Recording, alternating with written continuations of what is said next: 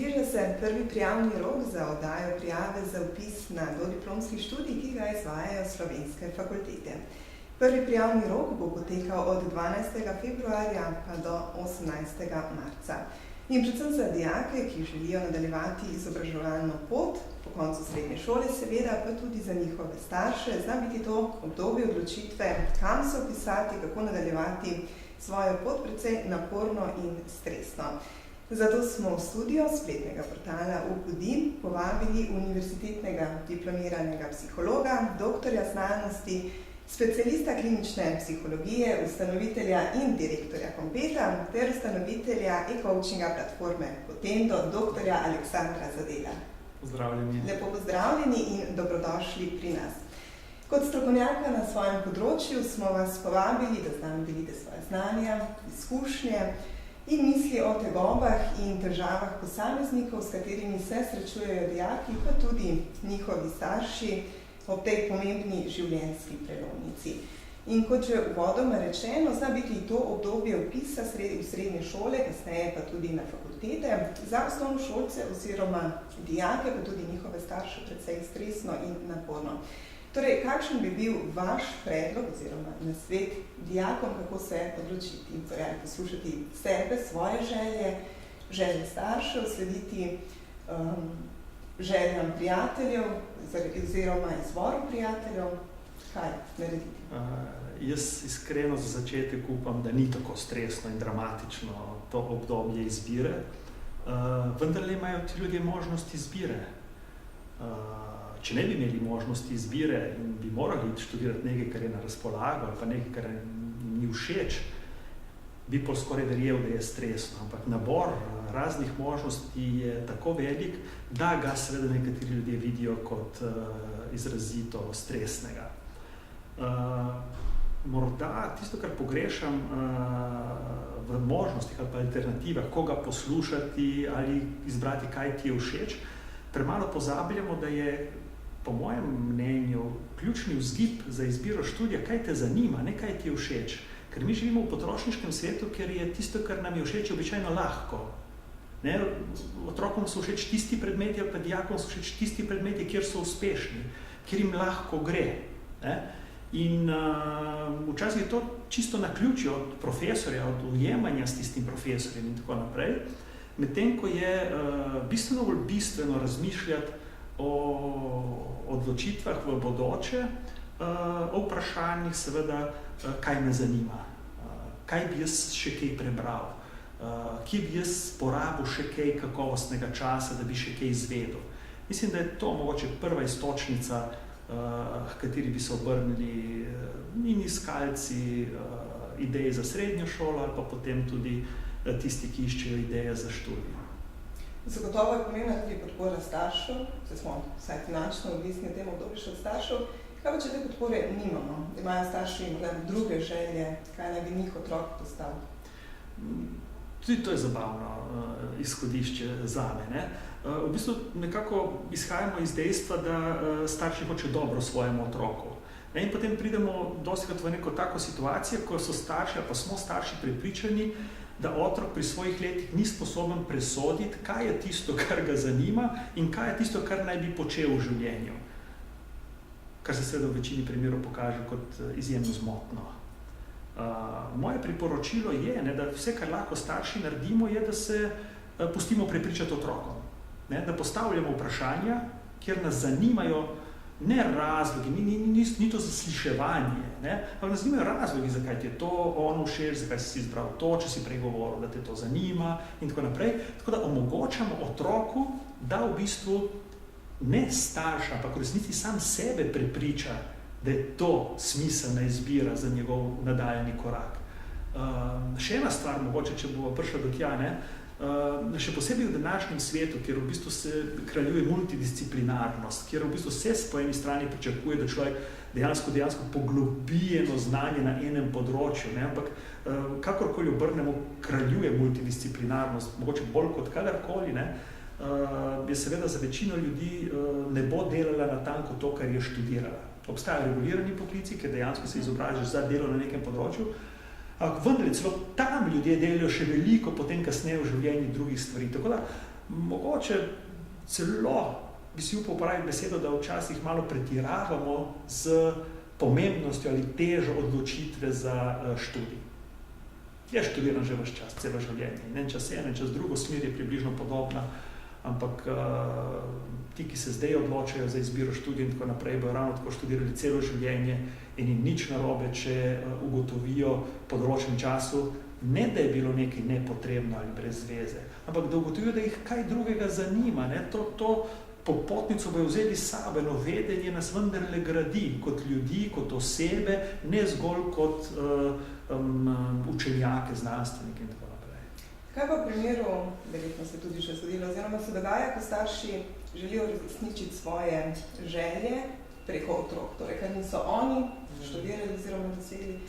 Ja, to je del, po mojem mnenju, takega širšega izziva, kjer starši vzamejo ali sebe, ali še posebej, kar je tragično, svoje otroke kot nek projekt.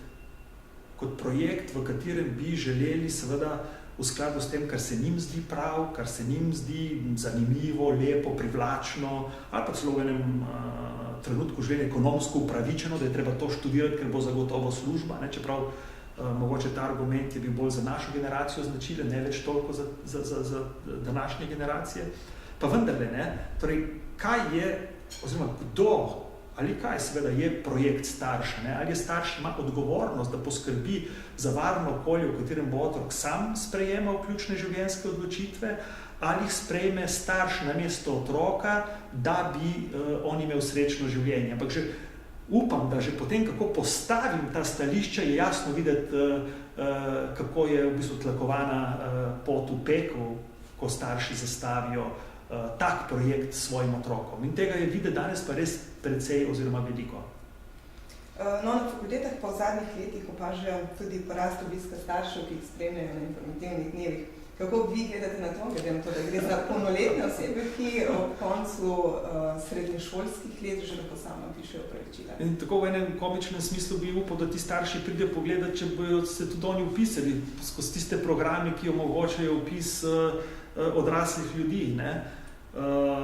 Zopet, če starše zanima, da se bo lahko potem bolj kvalificirano pogovarjal s svojim otrokom, se mi spet ne zdi nič sporno. Ampak, ker sem tudi sam opažal, ko sem bil zaposlen na univerzi, starši, ki so v bistvu, ko sem jaz postavil vprašanje, ima kdo kaj za vprašati, ne, so seveda redno starši dvigali roko in postavili vprašanje dejansko v zvezi z študijem, vajami, literaturo, gradivom, načinom dela, ne, in sem iskreno vprašal, se boste vpisali, ne? Ne, sprašujem za njega, ne? In tukaj je ta iluzija, da lahko mi jemo in da bo drugi sit. Ne? In starši imajo občutek, da če bojo oni nekaj vedeli, če bojo oni nekaj znali, da bojo lahko pomagali svojim otrokom. Ne?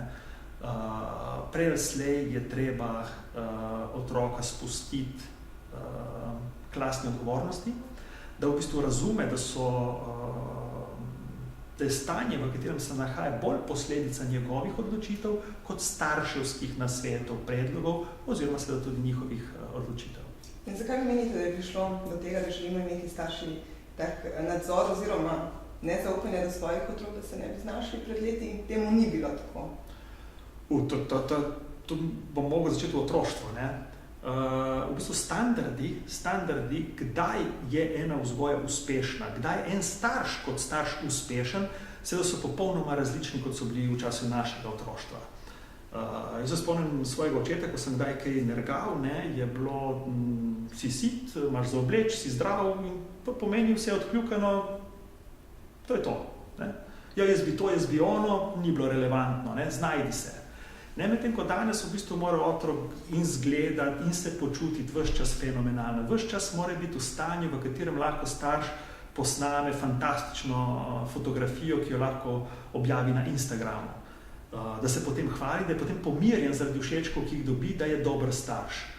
Seveda na ta način je nemogoče priti do točke, v kateri bi otrok dobil vse tiste izkušnje, ki jih potrebuje, da bi lahko odrasel v eno zrelo, avtonomno osebo, ki je sposobna sprejemati pri svojih 18 ali pa 14 letih primerno odločitev za nadaljevanje srednješolske ali pa študentske poti. To pomeni odrašča cele generacije otrok, ki nimajo dovolj, ne rečem, da nimajo nobenih izkušenj, nimajo dovolj resnih izkušenj, so res neizkušeni, ne? So funkcionalno nepismeni. Ne? To pomeni, oni vedo, kako se soba pospravi, ker so jo videli milijonkrat, ne? Ampak nimajo nobenih izkušenj, da bi sami pospravili sobo. To pomeni, oni vejo, kako izgleda študij, imajo informacij nešteto, ampak niso funkcionalni, da bi doštudirali eno stvar. Zato, ker starš pokliče za literaturo, starš se, to sem doživel sam, ne, se pogaja o tem, da otrok zaradi takih in drugačnih razlogov potrebuje takšno ali pa drugačno olajšavo pri nekem izpitu, pogojih in tako naprej. Ne? In na ta način v bistvu se samo podaljšuje čas, do katerega je otrok sposoben seveda prevzemati ene take zrele odločitve v življenju. In seveda vse bolj nesrečen zaradi tega. Starši v tem pehanju za idejo, da bi naredili svoje otroke srečne in zadovoljne, ne, ker kot češ delijo v njihovo korist, povzročajo seveda osebne tragedije. No, zgodi pa se tudi, da posamezniki po določenem času spoznajo, da so morda z izbiro študija zgrešili oziroma v tem času nekoliko dozorijo in vidijo, da bi želeli nekaj drugega študirati. Kako to povedati staršem, ki te finančno podpirajo, ko že veš, kaj sledi? Ne vem, sem ti rekel, da to ni zate, kar je še potrebno dokončati. Kako vi gledate na te stvari? Gledam zelo osebno. Jaz sem bil eden od teh študentov, ki je to naredil nekoč, enega maja, enega leta. Ste našteli na začetku, hvala, ogromno stvari, kjer se vidijo spredaj in odzadaj, da sem jaz psiholog, ne? In da to živim in delam. Ampak moja prva izbira za študij je bila, dobro, da sedite, elektrotehnika. Ne? In sem tudi tam tja hodil 3 mesece, dokler mi ni prebilo, da kaj jaz delam, ne? Zgubljen v času, prostoru in tako naprej. In ja, tudi to me je naredilo močnejšega, tudi to me je naredilo drugačnega, ali pa mogoče takega, kot sem danes. Ne? Jaz se sicer ne strinjam s trditvijo, da se učimo na napakah, ne? Ker če ne kakšen matematik bi jaz bil, če bi to držalo. Ne?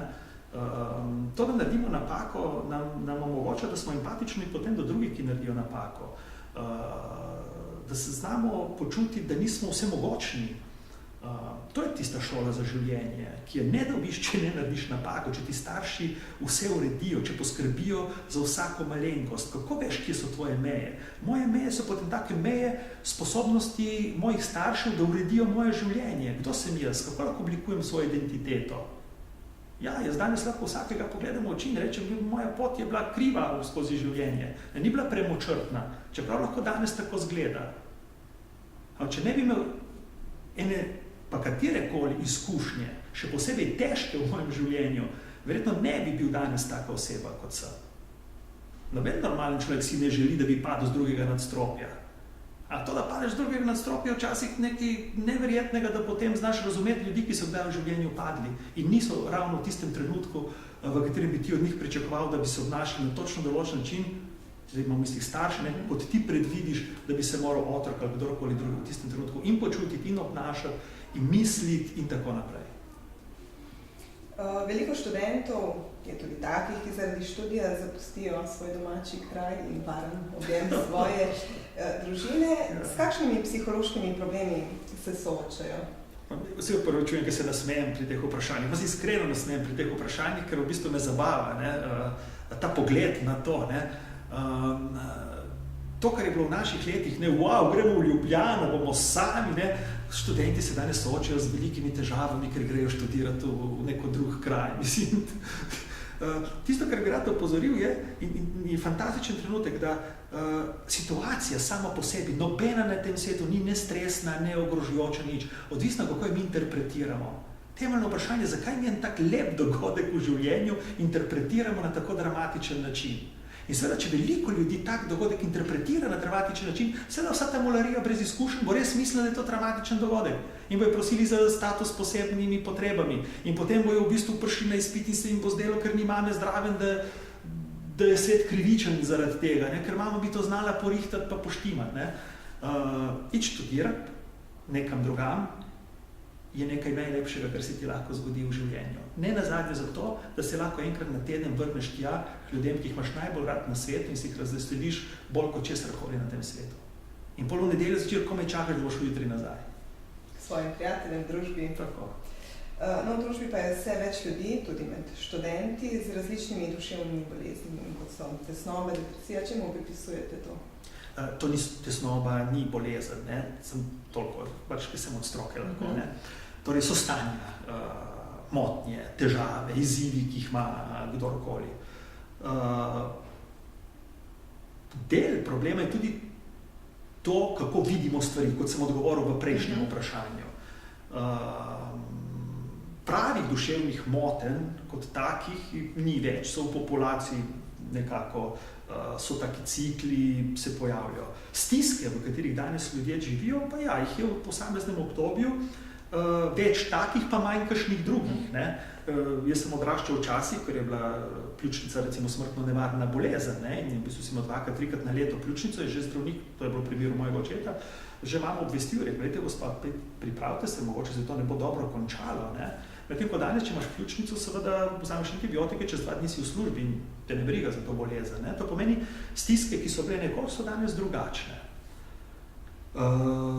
Čemu pripisati?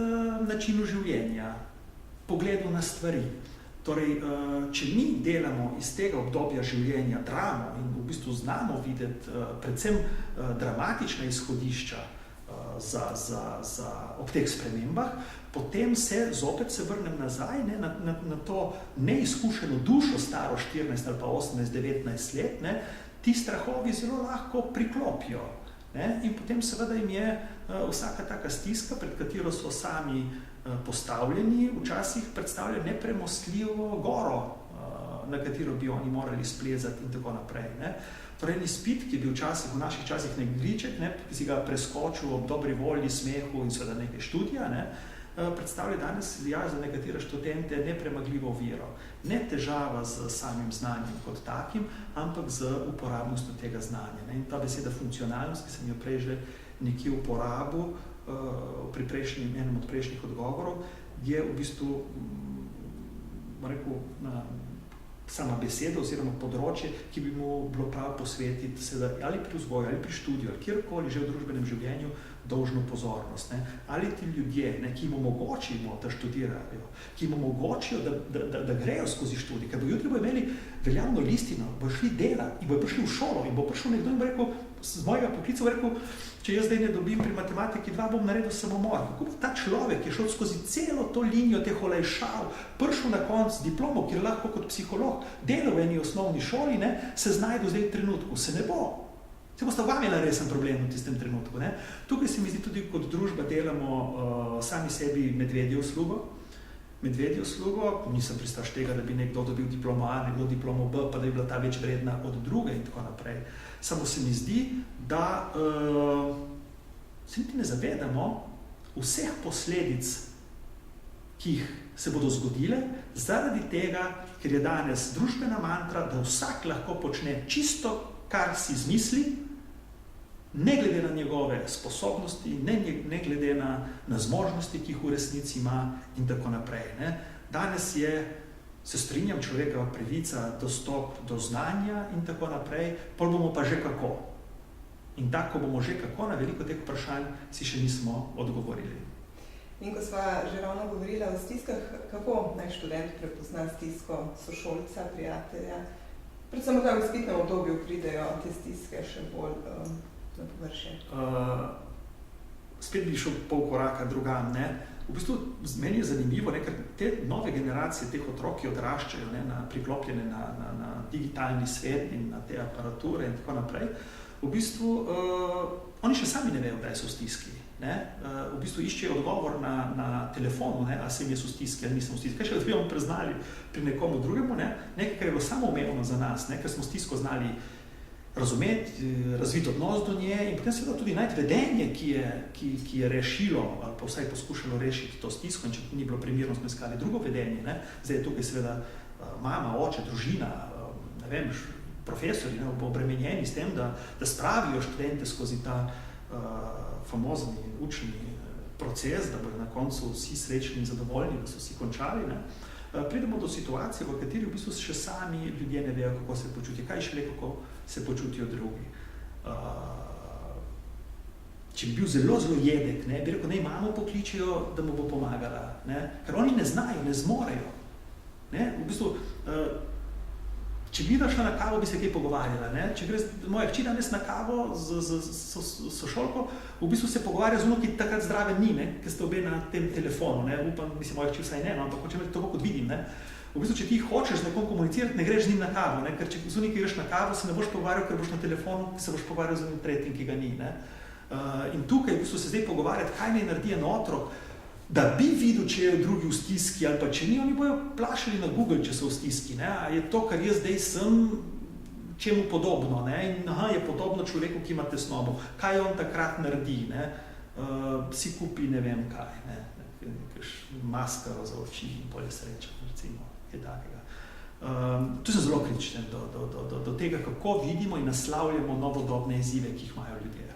In kaj mislite, kako bo čez 10 let?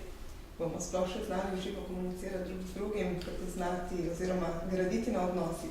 To bo en fantastičen izziv prihodnosti. Jaz mislim, da jaz sem načeloma optimist, ni me strah, kar se tega tiče. Nekako vidim, da bo generacija, ki zdaj se že rojeva popolnoma v digitalnem svetu, običajno rečemo z generacija, pa ti postmilenici, ki zdaj na koncu prihajajo tudi k vam na univerzo na študij, ne, je tista generacija, ki ni umestna, ki ni tista, ki se znašla v luknji med analognim in digitalnim svetom, ne, in v bistvu jemlje digitalni svet kot nekaj samoumevnega in hkrati zaradi tega na srečo ima tudi kritično distanco do tega, ki ga umestna, ali pa celo naša generacija, ne, ker vidim tudi kolege, ne, ki so čisto zglajzali na ta digitalno mrežje in tako naprej, ne?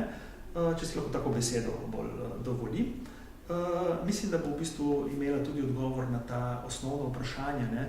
Da bo znala v bistvu res ločiti razliko med touchscreen pa touchskin, ker ta umestna generacija vidim, da pretirava o pomenu tega touchscreena, ne? Torej dotika tega aluminija in stekla, ne? In zanemarja vse tisto, kar dela življenje večbarvno, večdimenzionalno, lepo, mi hkrati seveda tudi zahtevno.